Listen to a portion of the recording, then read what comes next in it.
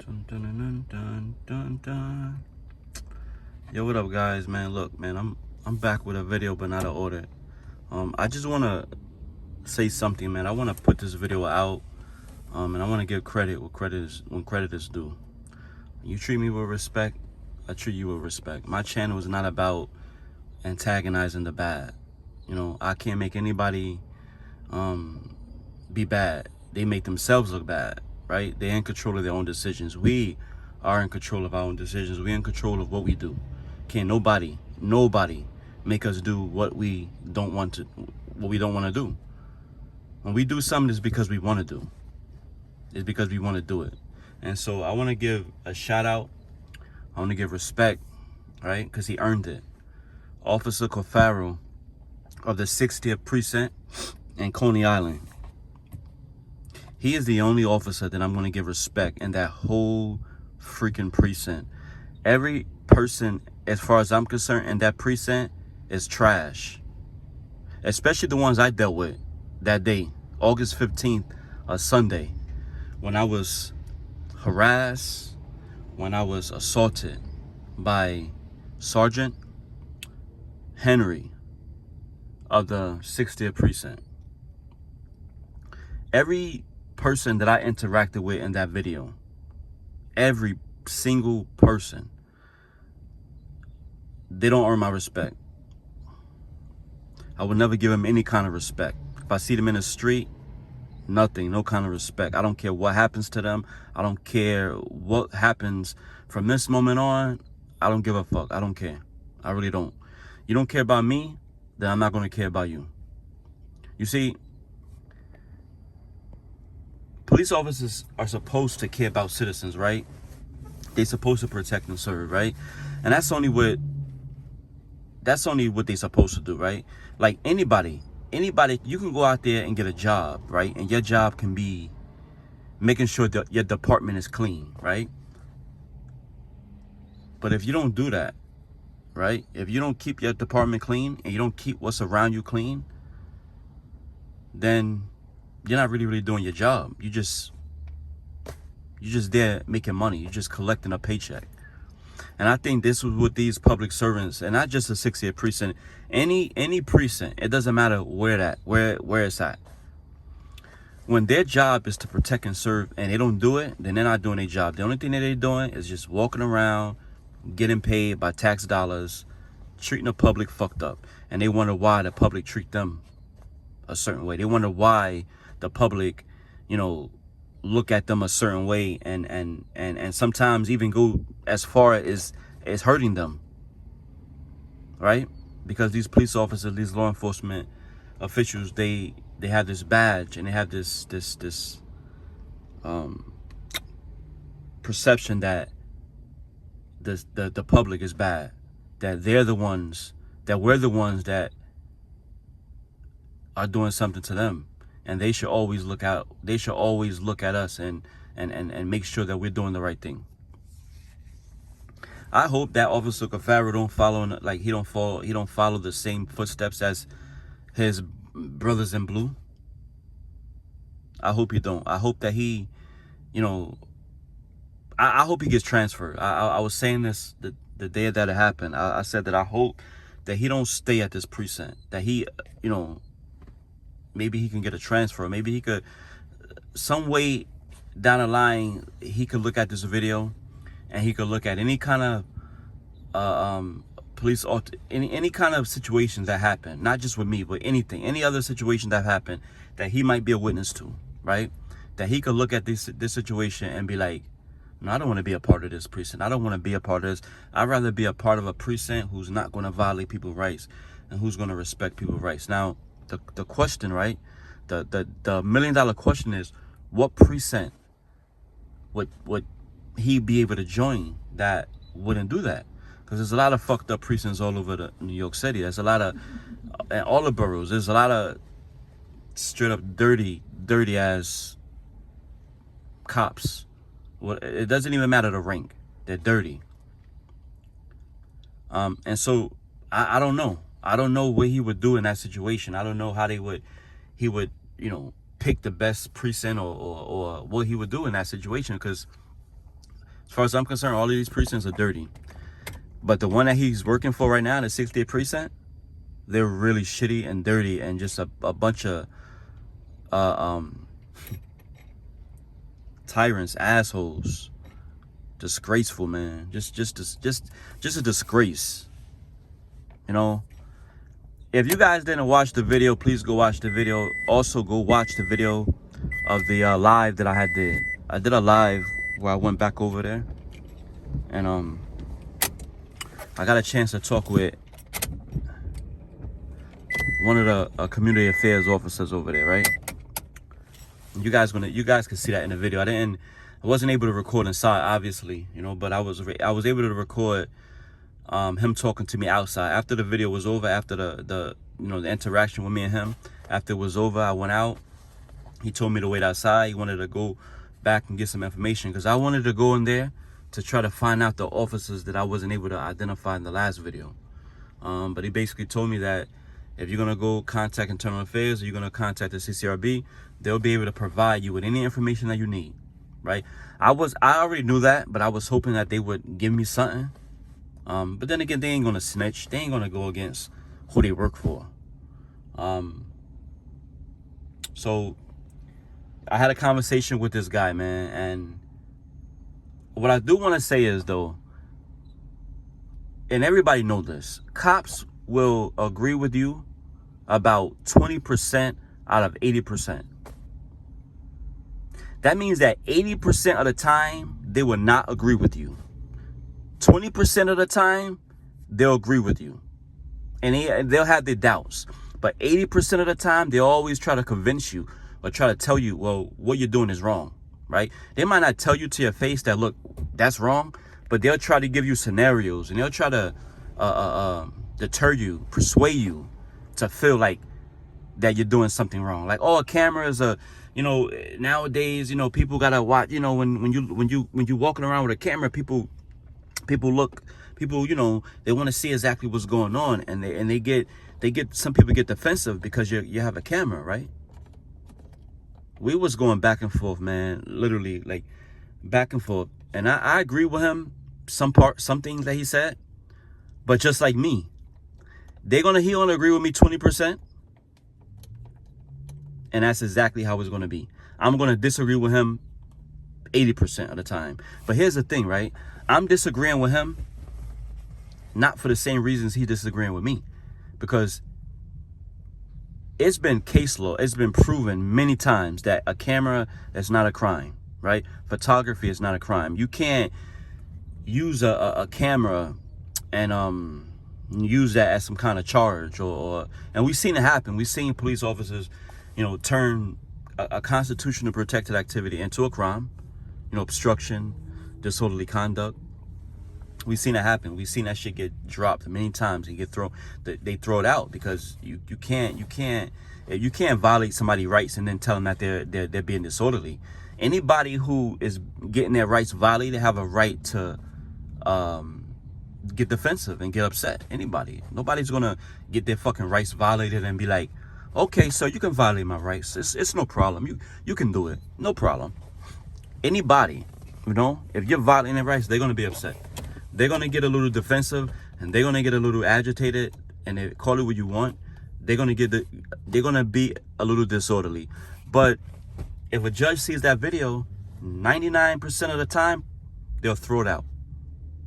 Especially when when you're doing nothing wrong, when you're just recording. Well, and that day, on August 15th, Sunday, August 15th, I was recording. I was minding my business. Anybody who watch my videos, all I do is record. I don't engage with nobody unless they engage with me. I might, every now and then, say something to somebody and say, hey, what's up? What's good? But I'm not really engaging them, like trying to start something or antagonizing them right off the rip. But, people look at these videos and that's the first thing that they say is, oh, you're trying to antagonize these cops. But they don't look at, I never said anything. I never antagonized anybody. I never started with them. I wait for them to start with me. I wait for them because the thing is, every single person, every person that interacts with me in a video, if it's a negative way, if it's negative, like you're coming at me and you're defensive and you're coming at me in a negative way, well, I'm going to give you everything that you're giving me and more. So you come at me with respect, I'm going to give you respect.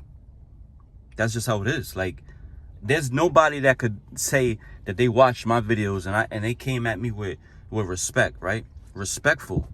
And I disrespected them, or I antagonized them, or I harassed them.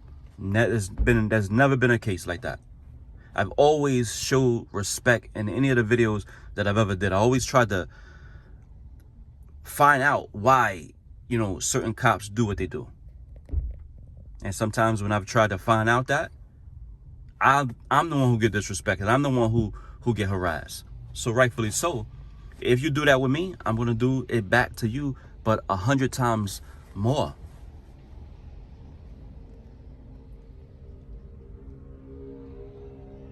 So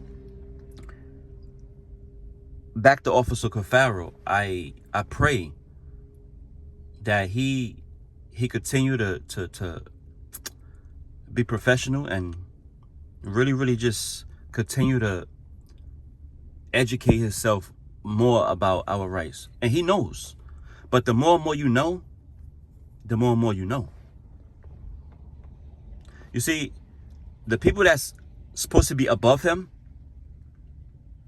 are actually beneath him. I would actually agree with anyone. I would, if there was a way for him to be promoted, like, let's talk about highlight, right? Let's highlight this guy. Let's everybody call that station. Call that. I'm gonna put the number up. The Coney Island precinct, guys. Call that precinct up and let them know that Officer Cafaro needs a raise. He needs a leadership position. If they don't want to move him up to detective, because that's the next rank, maybe he could be police officer / something. Give him a leadership role where he is able to lead. Because I could tell you one thing, Sergeant Henry, Officer Fitzpatrick, Officer Johnson, Sergeant Guess, Guess, they are trash. And I don't know their next rank. I don't know how much longer they'll have in that rank that they're currently in. But I hope that they don't make it to the next rank.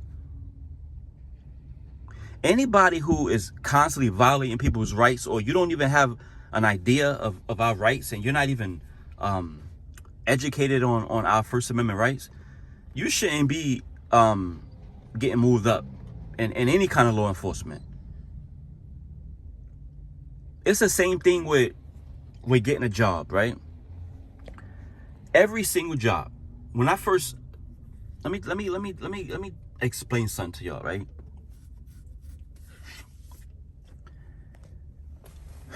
A long time ago, I worked at Target, right? And I was only there for about 4 months, and I was already getting moved up. They was already trying to make me a manager, right? They couldn't make me a manager because that wasn't the next position for me. The next position for me at that time, during them times, was what was it? It was like a floor, like a leadership role, like sort of like that.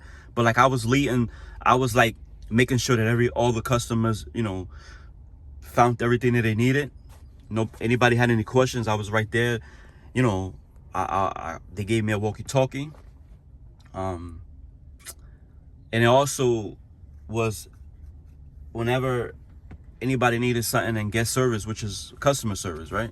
And a lot of companies, a lot of stores, a lot of departments, they call customer service, right? Well, this was called guest service, right? So you would go over there, and if customers had a refund, and they wanted a refund, if they wanted an exchange, if they had an issue with any of the products that Target sold, they would go there, and they would be helped, right? They would be assisted right then and there. So my job was pretty much to make sure that they had everything that they needed also. They had change, they had everything. Any kind of issues, they came to me with that.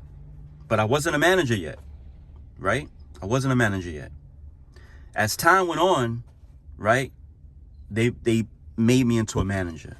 And my whole point, the reason why I'm saying this is because every job you move up in from this position, you go from low to medium to you keep going up the ladder, you keep going up the ladder, you keep going up the ladder. It's the same thing in the NYPD. It's the same thing. You go from police officer to detective to sergeant to lieutenant, and you keep going up, keep going up, keep going. The good ones, they keep going up, they keep going up.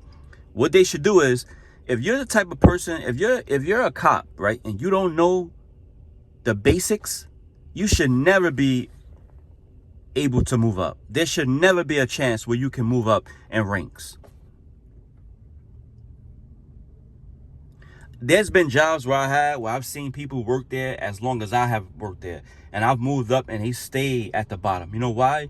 Because they wasn't showing their potential. They wasn't showing the supervisor or the people around them that they was willing to grow, right? And that's what it is. If you're not willing to grow, if you're not willing to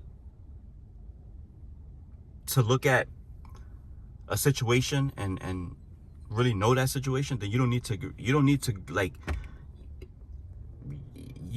get promoted. You need to stay exactly where you're at, and that's at the bottom. So Cafaro, they need to give him a leadership role, something, even detective.